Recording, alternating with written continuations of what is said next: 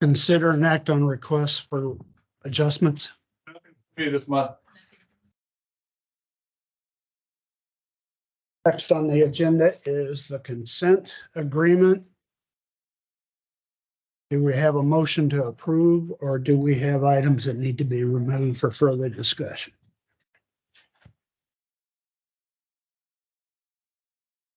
Accepted. Do I have a second? Second. All in favor? Aye.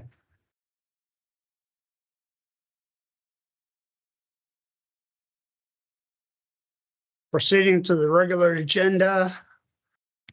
We need to review and consider approval of the district's fiscal year 22-23 audit report.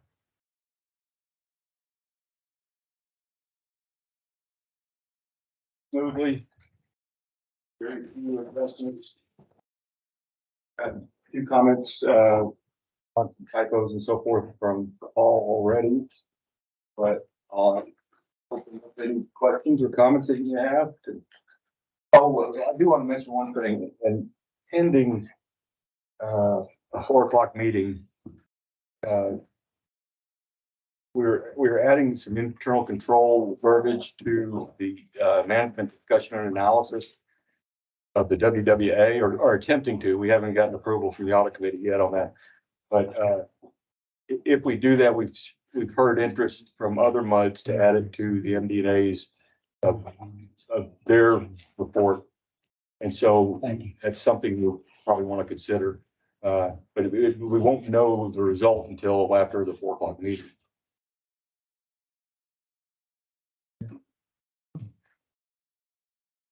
Any questions? Anything else? Thank you.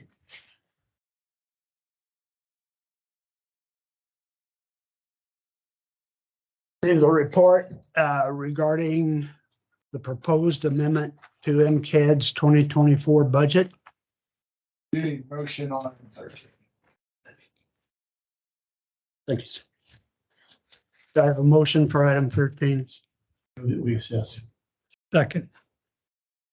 Can you just explain what this is all about? 8 pages worth of verbiage. They're asking for $350,000 more. No, this is. What are we doing? To approve the audit. Then you'll hear all about your thing, your question. Motion's been made and approved, not, seconded rather, on the audit report. Everybody in favor, say aye. I would say I would provision subject to the review of the audit committee at 4 o'clock, which may change the verbiage in the opening paragraphs there.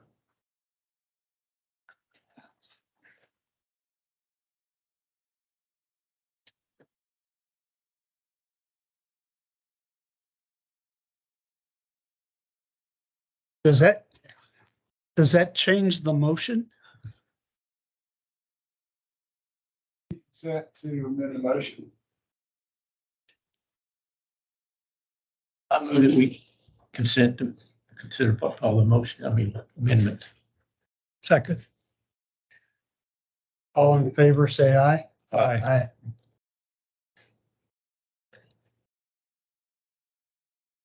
Now, moving on to item 14, the MCAD report. Okay, I always put in your packet what your quarterly installments are gonna be for MCAT that you pay every year. And that's, for the total year, it's $30,409. So if we divide that by 4, it's $7,600. We just went through the election for the MCAT board, and Arthur, there's a letter in there of all the board members that will be speaking on the 25th of January. Senate Bill 2 has changed. Now it's going to be, right now it's a 6-member board. 5 are elected by the jurisdictions. 1 is a mandated, which is the county tax assessor, and it's the non-voting position. They now have, it's gonna be a 9-member board. 3 people will be elected, and that's where your 350 comes in. Because the appraisal district has to contract or will contract to the county to do the election for the 3 members. And it's a supplemental budget. And your portion is 648. That's gonna be over your 4 quarters added to the 7,600. At the end of that, if they don't use the full 350 and there's no runoff election or runoff election, then at your 4th quarter, you'll get a refund of whatever that difference that they didn't use. And Arthur, that is your best. President, it's great to be back at Mid 67. Paul, thanks for the drum roll on that, your reaction to the 350,000.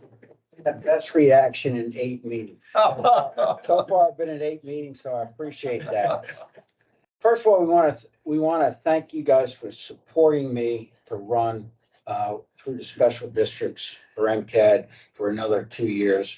I've been elected for 24 and 25.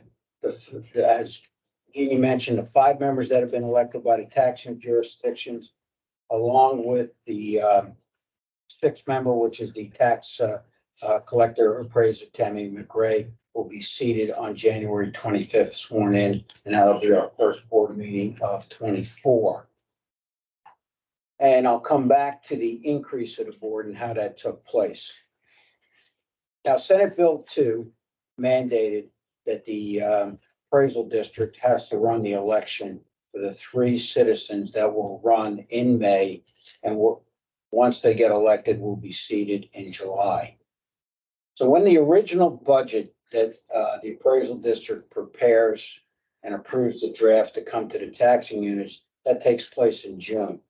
So when that was done, there was no indication about Senate Bill 2, what the requirements would be, and that there were any related costs that wouldn't be funded by the state. When we approved that budget in September, we still didn't have all the final numbers. So now we have the final numbers because the MCAD board elected to go with the county to run the election.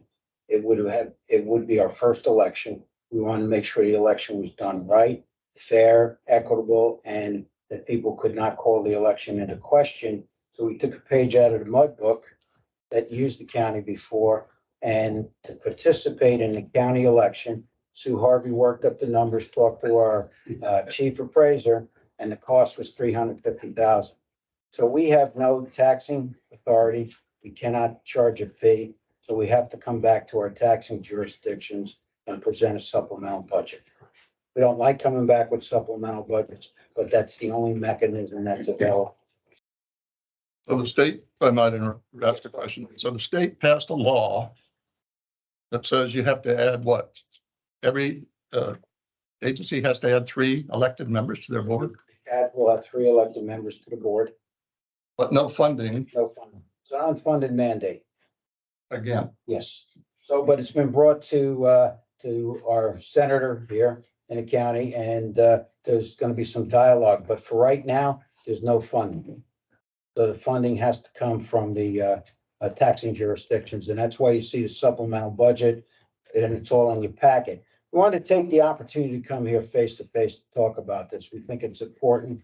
And in Montgomery County, there's 100 special purpose districts. So special purpose districts have a tremendous value in this county, have added a lot of quality of life for people to come here, live here, and grow here.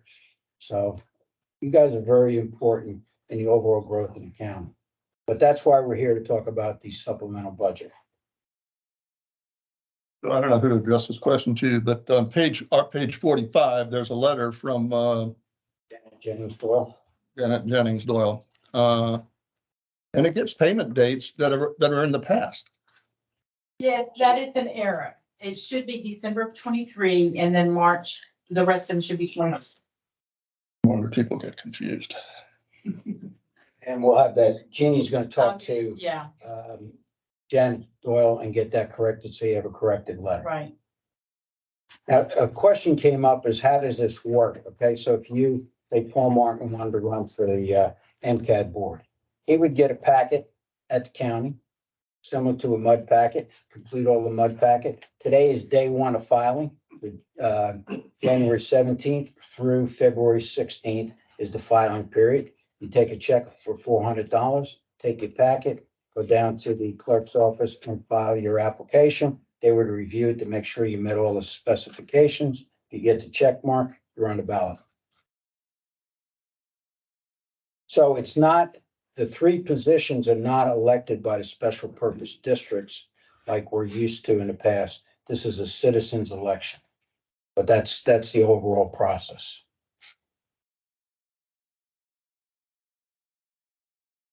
Sure. I understand, but it's kind of, Yes. I guess what the state legislature is saying is, look, we don't have any confidence in the appraisal boards in the state of Texas. And we want to have some at-large representatives from the taxpayers to sit on that board. I mean, we have 5 independent people now that go through an election process, if you will, and in your case, for example, you go before many boards, pitching your qualifications and your intent. So am I missing something here? Okay. Yeah. Well, and there was one proposal before the state to have all the chief appraisers elected. So there was a lot of, look, Senate Bill 2, there was a lot of give and take, and this is what the outcome. As an appraisal district, we have to deal with the outcome, and we have to really make it work because we're mandated to make it work. I think it'll be a balance, we'll make it work. But how it all came, you can ask your representatives and, everybody's got a story. Right. But what's important today for this presentation, I wanted to come back, talk about the cost, how it got here, and, address any questions that the board would have. And we'll. So what if we as a board vote no for this supplemental budget? It's not a mud, but this is just informational. Oh. It's a vote, for the budget. So we're stuck just like they're stuck. We're gonna try to work on any funding. We've been asked by one of the representatives to provide the cost, what the final cost is, and we're gonna have some discussion. But for where we are today, the funding would come from the taxing jurisdictions. But Paul, I appreciate that drum roll. That was good. Well, you can understand my angst.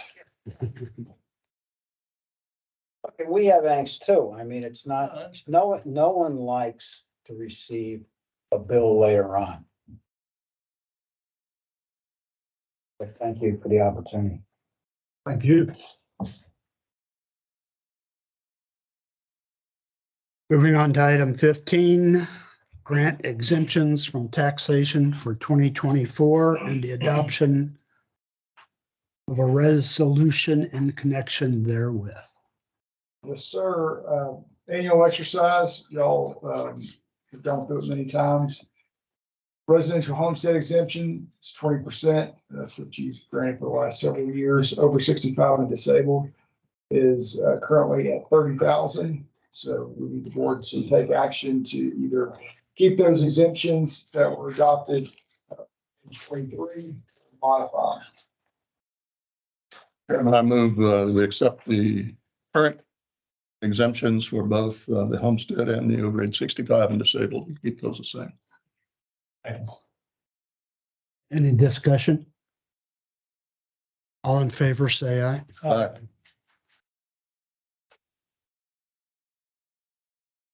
Item 16, consider appointment of a new director to fill the vacancy on the board of directors, including the following matters. Acceptance of the qualification statement. And I'm not gonna read all that. Election of the board, So, sir. yeah, so we'll probably take these one at a time. So the first one is to accept the qualification document for Jim Stinson to be seated as a member of the board, including his oath of office, affidavit, et cetera. So moved. Second. Motion made and seconded. Do we have discussion? Do we have a vote? All in favor, say aye. Aye. Wait, can we have a seat now?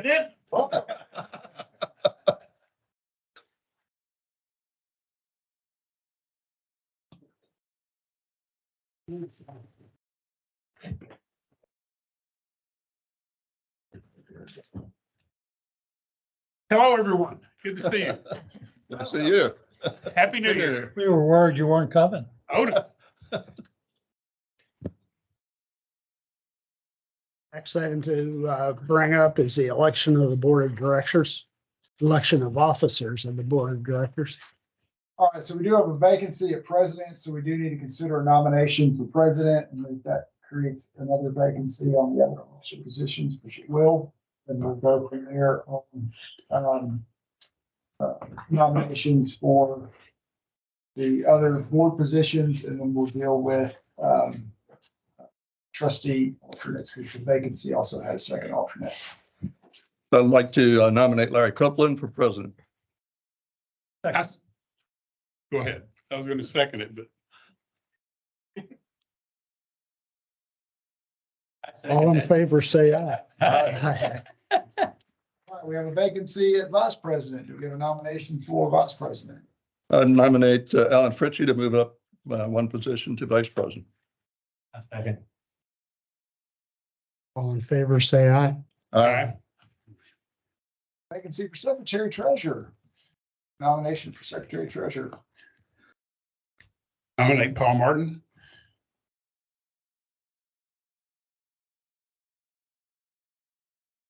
Do I hear a second? I'll second it. Oh, excuse me, I misread something.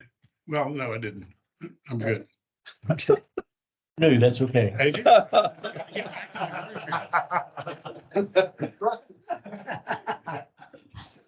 All right, we had a. All in favor, say aye. Aye. I abstained. All right, and we have a vacancy now for one of the assistant secretary treasurer positions. Nominate Jim Stinson. I second that motion. Motion made and seconded. All in favor, say aye. Aye. Aye. All right, and we have any interest in revisiting trustee or first alternate? If not, then we'll just consider a nomination for second alternate. If y'all want to revisit those, do that at this time. Okay, need a nomination for second alternate.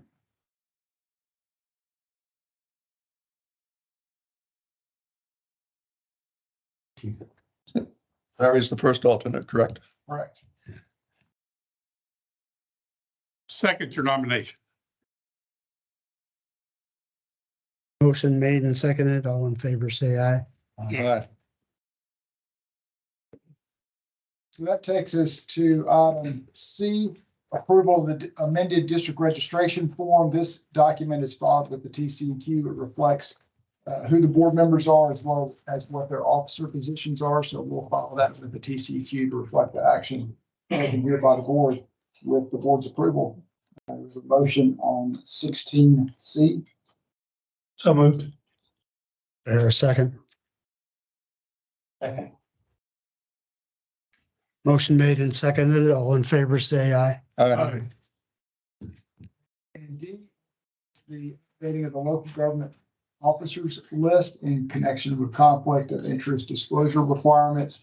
That list includes all of the directors as well as your investment officers. So we need to update it to reflect what Jim said on that very board. So moved. Second. All in favor, say aye. Aye. And C, E and F are not action items, Jim. It's for open meetings, Public Information Act. So you get to watch the video and have a certificate. Yes, I do. And the conflicts disclosure reporting, no, you've got that. If you have questions, let me know. But no actions required under E and F. Okay.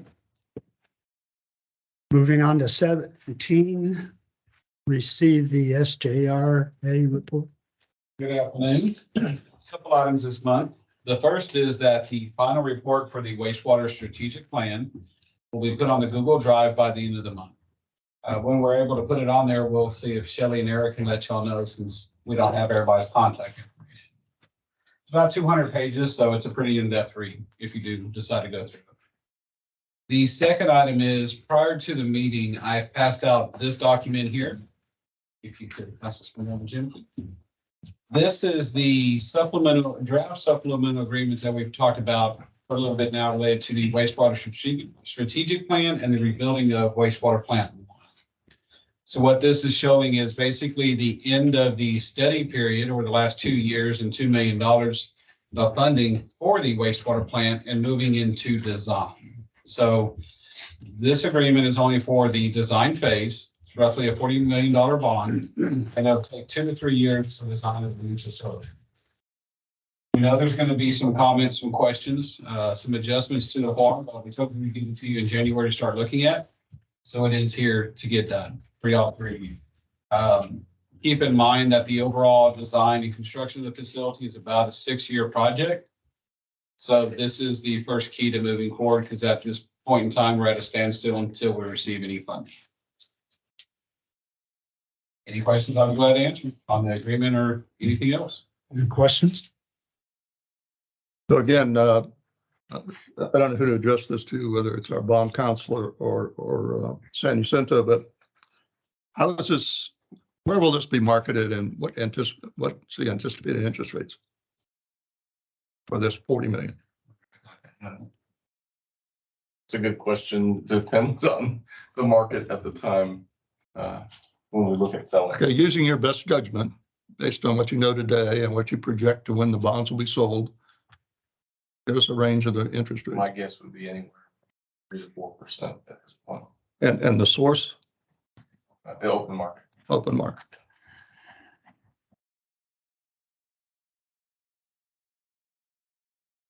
Thank you.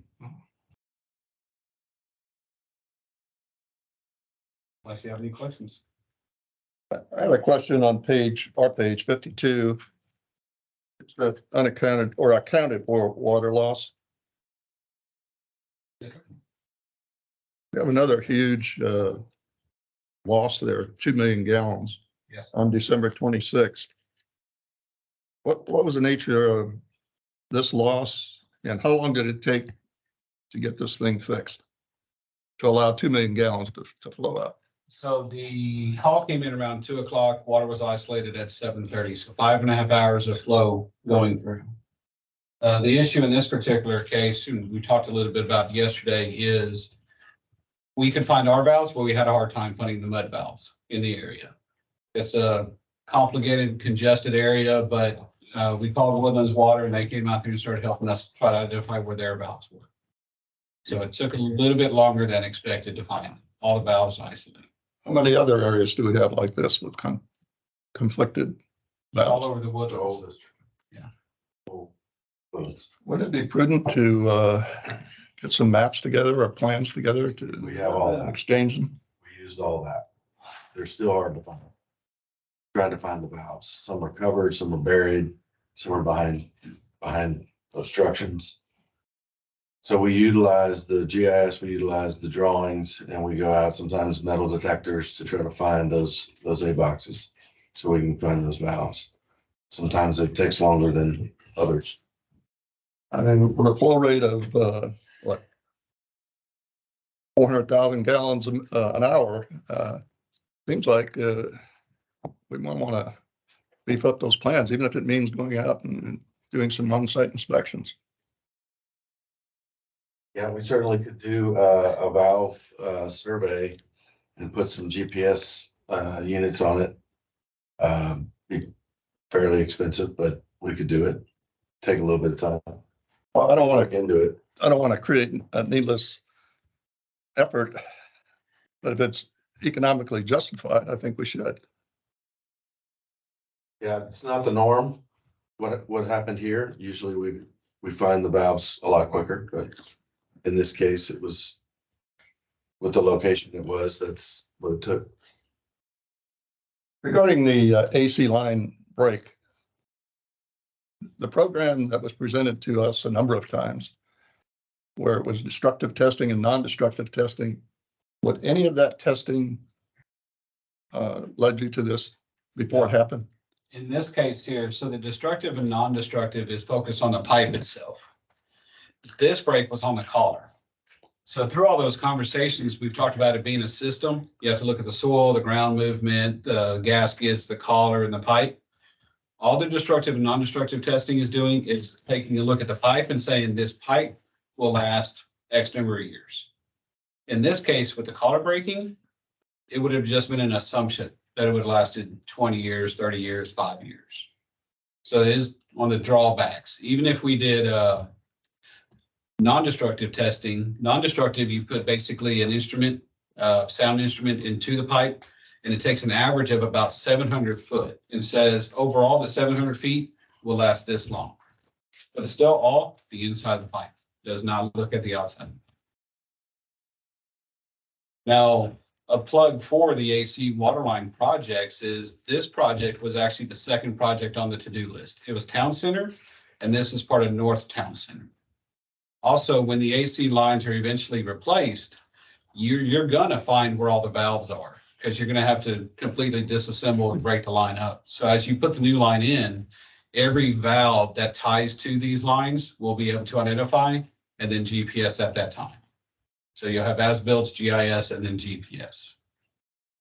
The benefit of that. Thank you. Any other questions?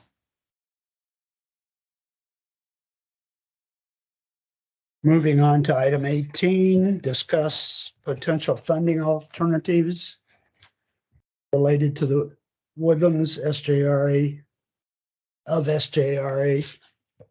proposed infrastructure project. There you go.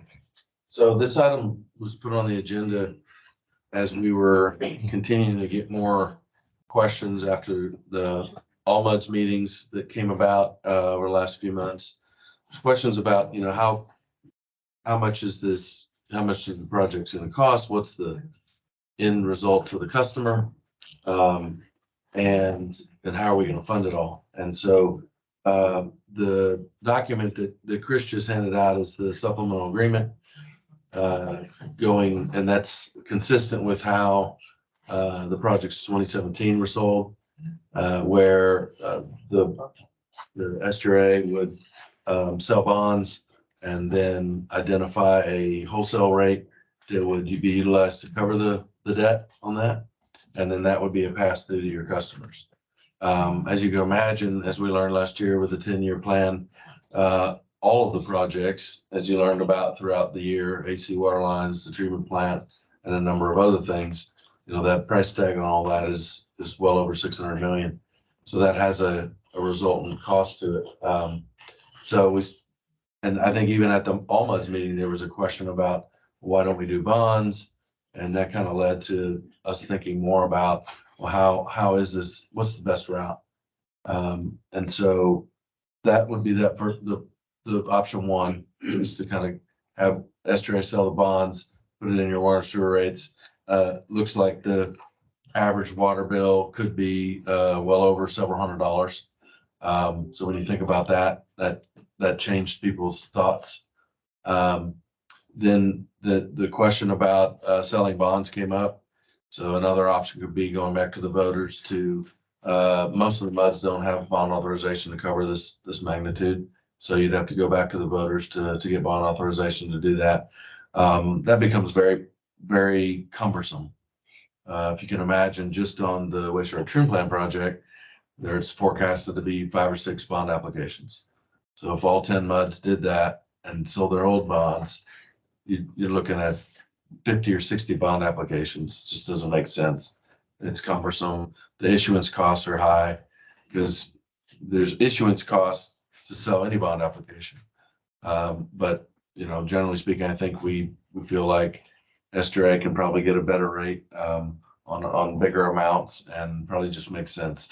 So that's on the table, but I think that has some problems to it. Another option that was been thrown was having a rollback tax election.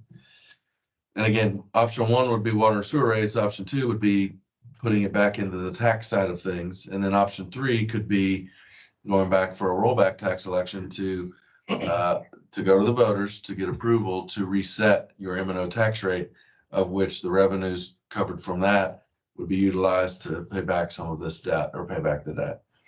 Again, that would be something that would need to go to the voters as well, conceptually, but that would keep the bond applications in the more efficient SDRA format, and would be on the tax side of things. So you kind of have a couple different things: selling your own debt versus is kind of one choice, and then whether or not conceptually you want it on your water bills with water and sewer rates or in a tax bill.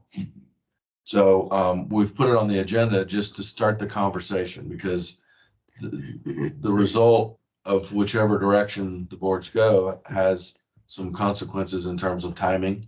If we do need to go back to the voters for any of these things, you're only going to have elections certain times of the year. And getting ready for that to educate the public is going to take time as well. So we wanted to start bringing it up because once you kind of go down this path for any of these pieces, tranches for any of these projects, you'd like to create some consistency on how you continue to go down that funding path. Meaning if you decide that you just want to put it on your water rates and you know that in 10 or 12 years, that's what the rate's going to be, that's what the standard bill is going to look like, then great. If you want to say, no, I want to go down the tax side of things, then you probably don't bounce back and forth is the point. So just want to have that conversation. No decisions need to be made today.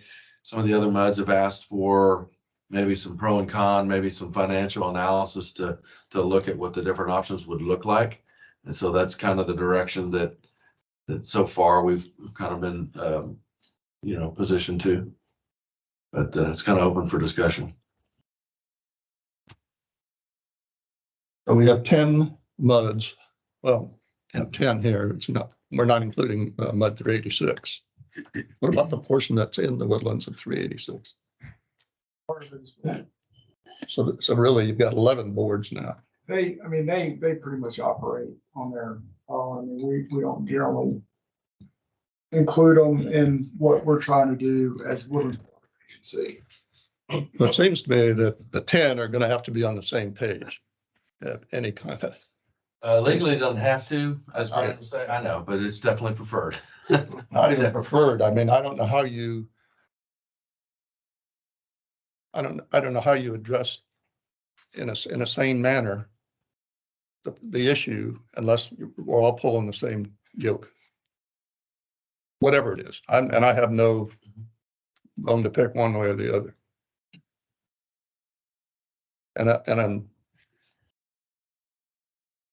So we need to have the discussion soon because the very first one is before us, and this may have to be the exception. I don't know, maybe this has to go through and we start this process.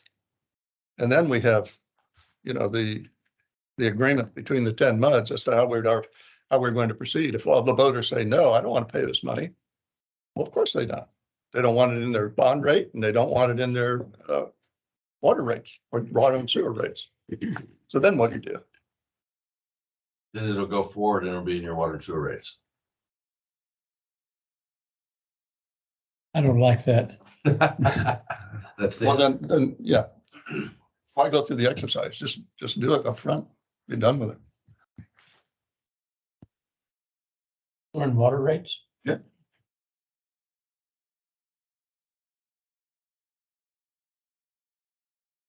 That's my 2 bits. Sure. We'll be kind of developing some more talking points and some analysis to share with everyone, and we'll see how the conversation goes, and more to come.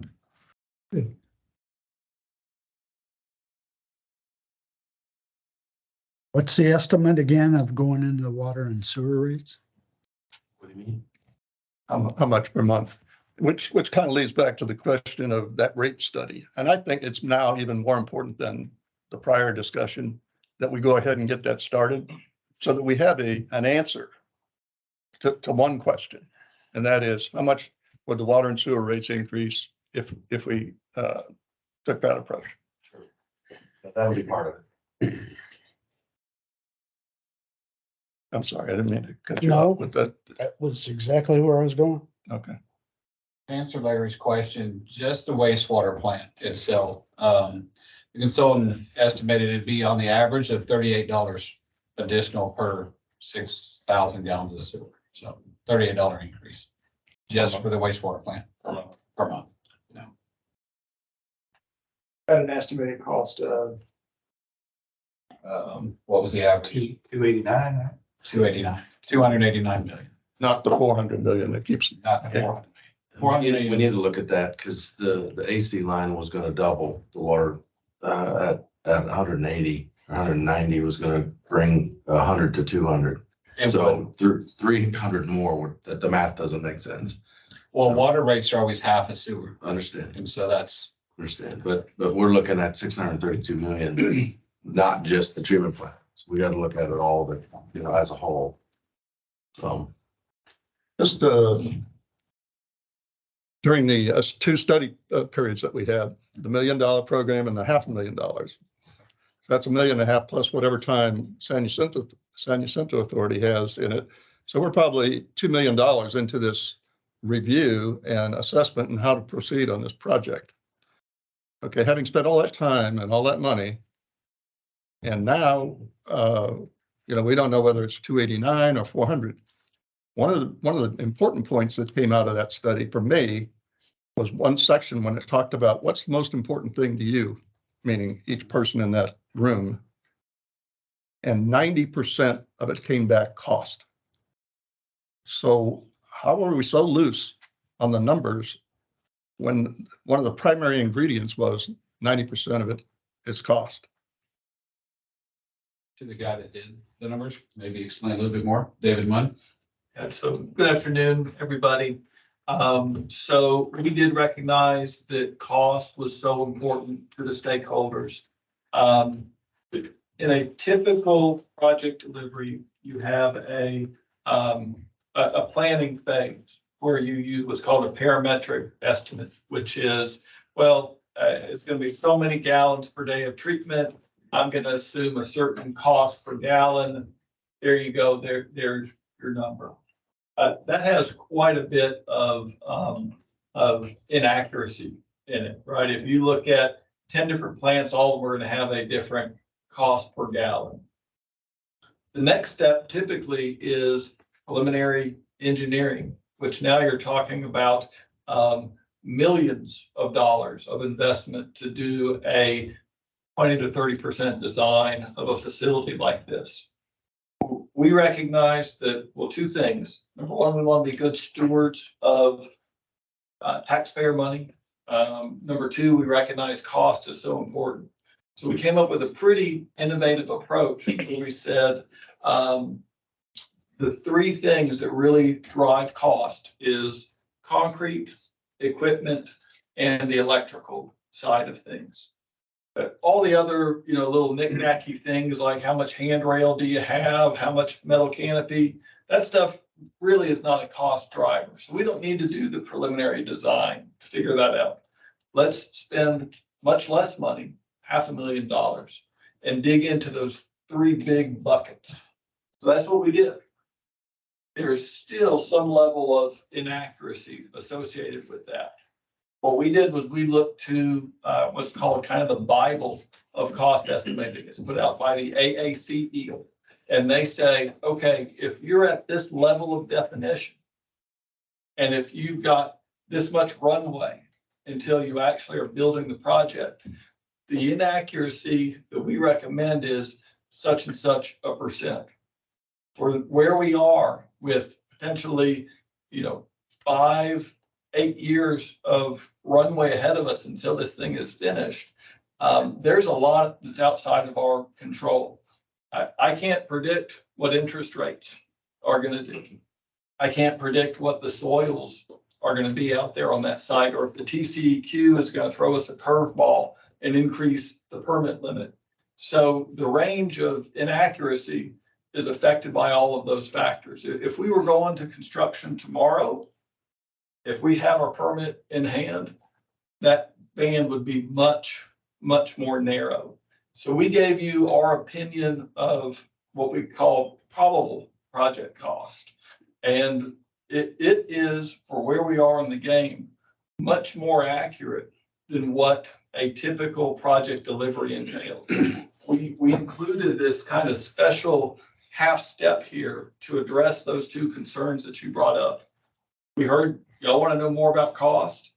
Y'all don't want to spend millions and millions of dollars yet till you're certain. So the next step would be coming up with a cost mitigation strategy. We have our most probable cost right now. We recognize that there are things that are outside of everybody's control here. And if inflation continues going up, if we run into bad soils or something out there, if those costs start trending up towards that 400 million, that 400 million is not a target. It's almost like it is an area that we want to avoid. And so if costs start trending up, there will be levers that Chris can pull, that Dan can pull to course correct and keep us on track. But recognizing the range of possibility here and recognizing that there are things that could drive that cost up or down, that's the first step in good cost management. And that's what that is why you have a range associated with it.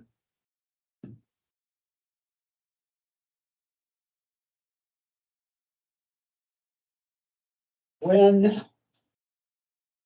do you foresee this impacting our customers? Well, that was the first, so even this one, it would probably be, well, if we put it on the water sewer rates, we might consider needing to get that rolling sooner to build up some funds. So it could be as early as a year from now or so. Because I think those bonds will sell next year. So if we kept to the original schedule, we'd actually sell the bonds in November of this year. We'd probably look at the water sewer rate around September, just depending if y'all want to do capitalized interest and push it out a little bit, it could be 18 months from now, looking at the water. Keep in mind though, we still got some districts that are still working their way through the project in general. I understand. So we got to get everybody, need to get everybody on board on moving forward before we take the first step on a supplemental for engineering and design for a project that ultimately, everyone needs to be in agreement is the answer. Well, for those directors that were not part of these two studies, or don't have any confidence in their representative that they had on that committee, or that person has died or whatever, I agree. And maybe the answer is we have to go back and give a tutorial for all those people that I've just annotated, and let them know how we got from the beginning to where we are today and the important trees that we took, because that definitely influences the outcome. In most cases we have. A lot of the folks who had questions or concerns, we did bring in 1-on-1, 1-on-3, 1-on-4, and have multiple discussions with them. And that's also why we also, David always did a recap at the beginning every time we had an all director meeting, say where we came from, any questions, and go from there. But if there's anybody who on any of the butts would like additional information, we're always welcome to sit down and chat with them about anything at any time. Well, I guess those chats have not been conclusive then, if there's still questions.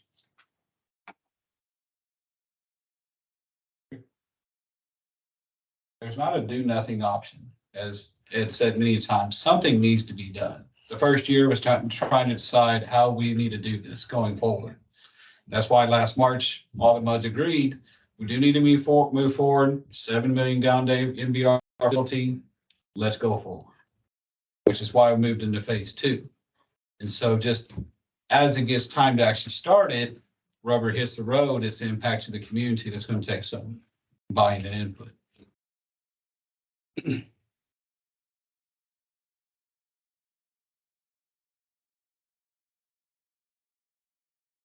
Personally, I want to see some sort of indication of impact on the typical bill for water, fresh water in the sewer.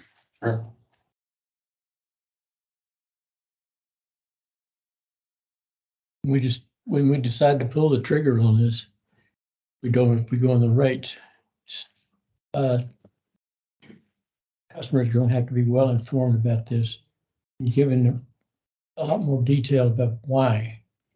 Absolutely, yeah. So the PEC has, and WWA in concert with STRA's hired Holloway, PR firm, was brought on board last fall. And we're working closely with them to start building the campaign, because we knew a year ago or before that there was going to be some significant public outreach that was going to be needed. And that was really before we kind of knew all the numbers Sure, and things. sure. But certainly definitely will be. Okay, thank you. Definitely will be. Thank you. And it's in motion. We've, John will mention earlier too, or later also in his report, about how we've already started planting some of the seeds on aging infrastructure. We're coordinating with the township and Howard Hughes on the 50-year messaging, and we're going to be talking a little bit about how infrastructure ties into that as well. So we're working on it, moving.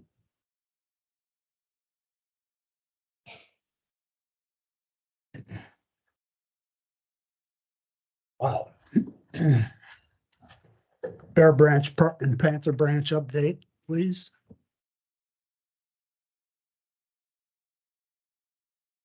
So quick update on that project.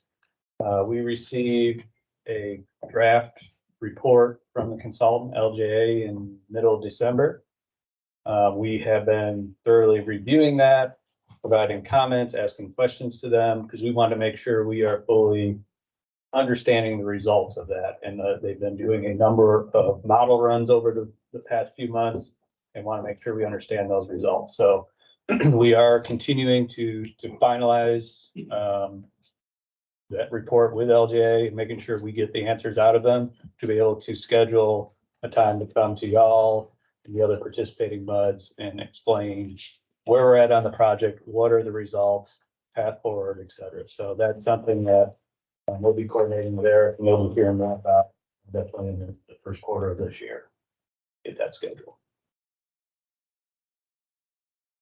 I think that's, Eric, did I leave anything out? Is that? That's it. So how long after you've finished your review and resolved any questions, once that's established and it looks like it's positive going forward, what's the time period until the next major step?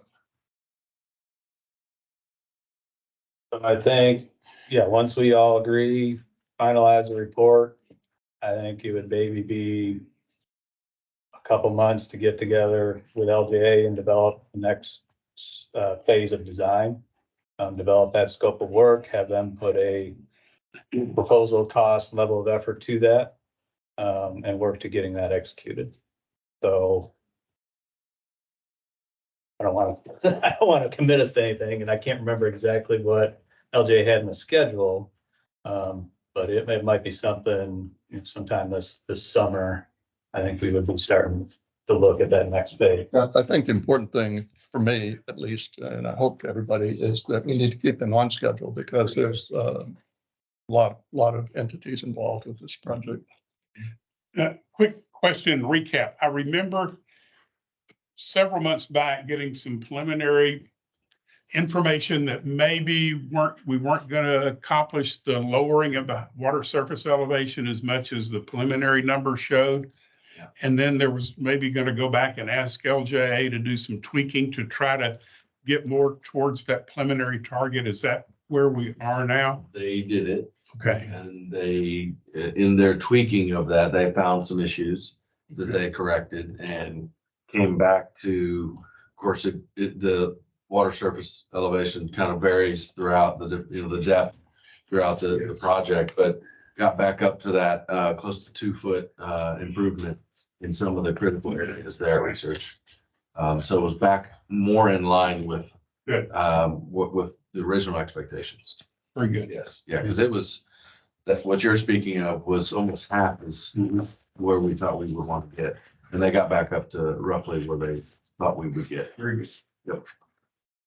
So I'm hopeful that, once they complete that report, we'll be able to have them present kind of a summary of that and then jump into the next phase, which is really getting the design rolling, like Dan said. And I think when we have that discussion, we can talk about some of the details and nuances and stuff like that, that they tweak to get to that.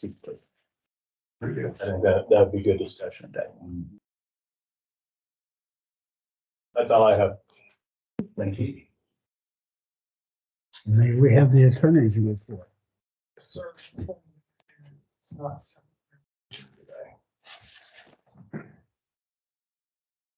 Next up is item 21, matters related to the director's election to be called for May 4th. Yes, sir. So there's a memo in there, pages 63 to 67. The bottom line is we're recommending that the districts contract with Montgomery County as we have in 20 and 22 to conduct the election on the district's behalf. That requires action today. Action to authorize us to notify the county of the district's intent to participate.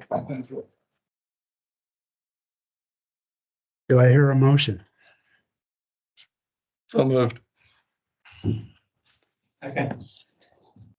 Motion made and seconded. All in favor, say aye. Aye. Question, if there's two candidates that come forward, then the election is just canceled, is that it? Correct. Okay. Correct. All right. Two spots open, 2 candidates, cancel the election. Which would be in March. We can't cancel until after the filing period, so that would be your March meeting. Right. Thank you. Great. All right, item 42, also related to the election, the supplemental agenda, which is behind your regular agenda. We need to take action on item number 1 on the supplemental agenda. Item 2, we do not need to take action on, since the county will be conducting the election on the district's behalf. The county will handle the compensation of the election officials. We need a motion on item 1, which is call the election, provide notice of the election, adopt the order, and to appoint Eric as the agent for the district. Do I hear a motion? So moved. Do I hear a second? Motion made and seconded. All in favor, say aye. Aye.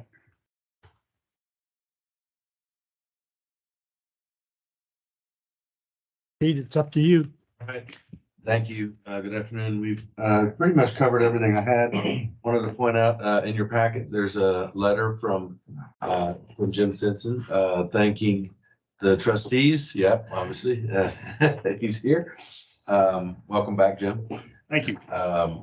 Thanking the trustees, thanking the board for the nice resolution and the reception, and I think it went well. So thank you for that.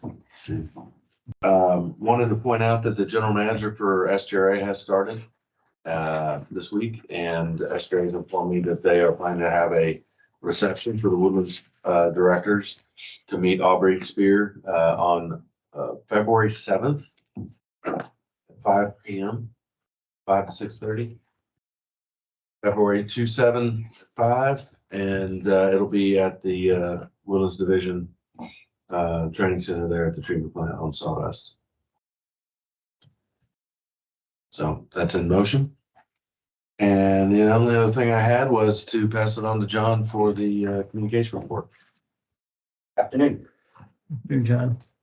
Page 73 of your packet is the communication report. You'll see some examples of our current communication pieces that are out there. I wanted to spend most of my time here with you. Page 76. We have the results of our 2023 community survey. Remember, we issued a community survey back in 2022 in September. We asked 17 questions to gauge our community's knowledge level and also gauge favorability ratings about MUDs and water. That informed our strategic plan. We went through 4 quarters of that strategic plan in fall of 2023, and we issued the survey to gauge how we did. So this is, in essence, our report card for one. Before I get into it, I'll just let you know there's a QR code there at the top right corner. So if you want to see the full survey and all the data associated with that, you can do that. You can drive. I'm just going to list quick highlights here. So we improved really across the board on those knowledge levels and favorability ratings.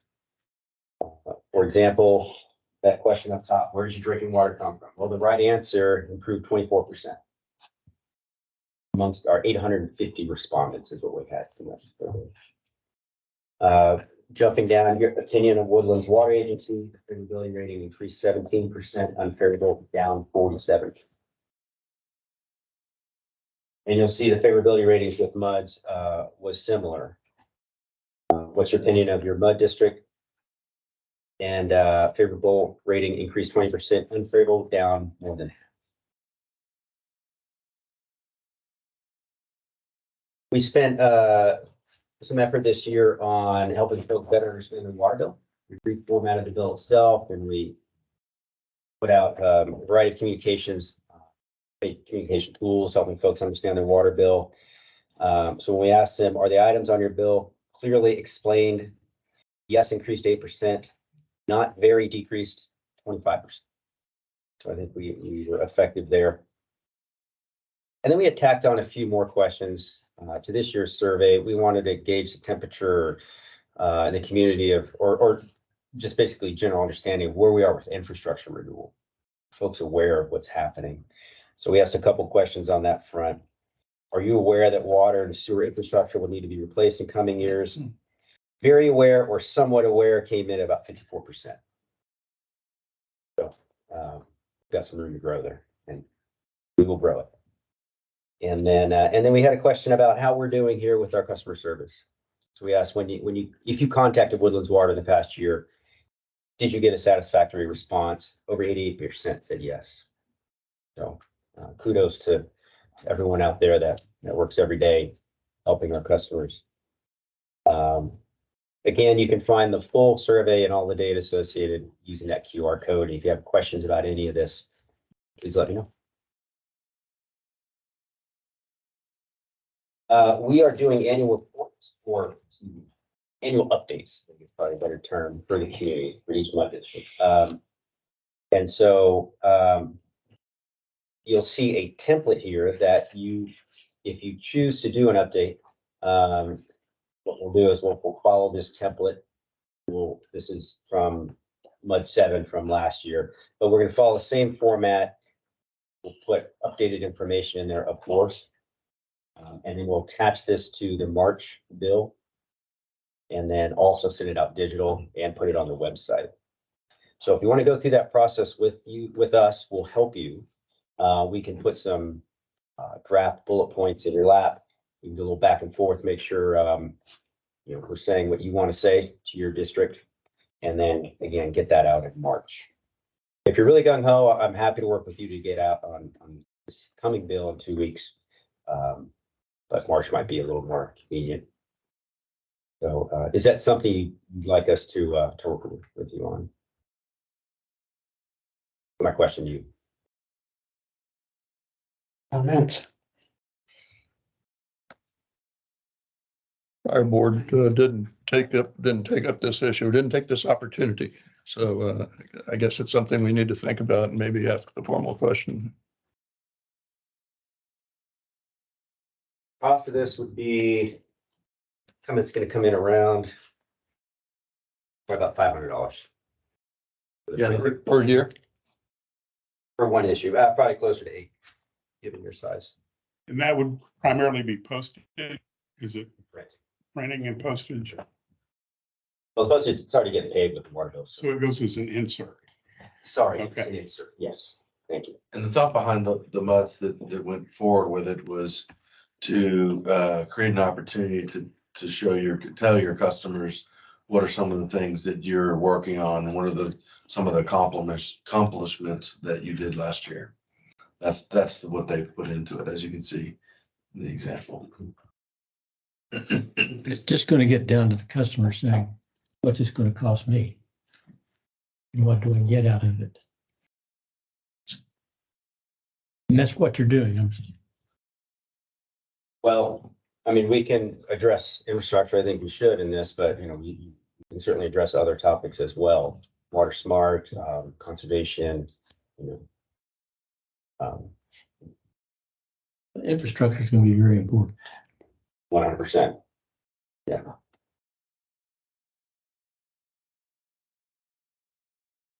They're certainly gonna want to know about the Bear Branch project, and I don't know if we have that much to tell them at this point. We'll give them a report on the current status, the schedule. Them just hearing from you matters. There's lots of research out there pointing to the fact that trust levels go up the more you communicate with your customers, on good and bad, and everything in between. When they hear from you, that's effective.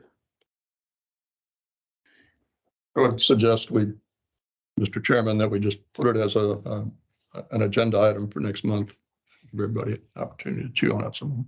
I did. That in the form of a motion or? Suggestion.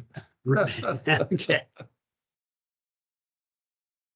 And then finally, I just want to point out that the approved new communication strategic plan is starts on page 79. So that in basic form is quite similar to last year's strategic plan. But you're going to see, if you read through that, a much heavier emphasis on infrastructure, leading through all of our 4 focus areas. And then finally, got the flyers here. We have an excellent education opportunity coming up. The Gulf Coast Water Conservation Symposium, I think it's the 12th annual, is on February 22nd. One of your fellow directors, Paul Nelson, helped initiate this a while back, and he's working with Harris Galveston Subsidence District to put on this one-day educational opportunity. Robert Mace from the Meadow Center is keynote. I will tell you, for those that don't know Robert Mace or haven't heard him before, he's very entertaining and informative and very knowledgeable. Good percent. Thank you. Thank you. Paul, do you have anything to add to the trustees? No, I think we've had a robust discussion about all the major items. Thank you. Any reason to recess to a closed session? No. Any items to be placed on the future agenda other than what Paul just proposed?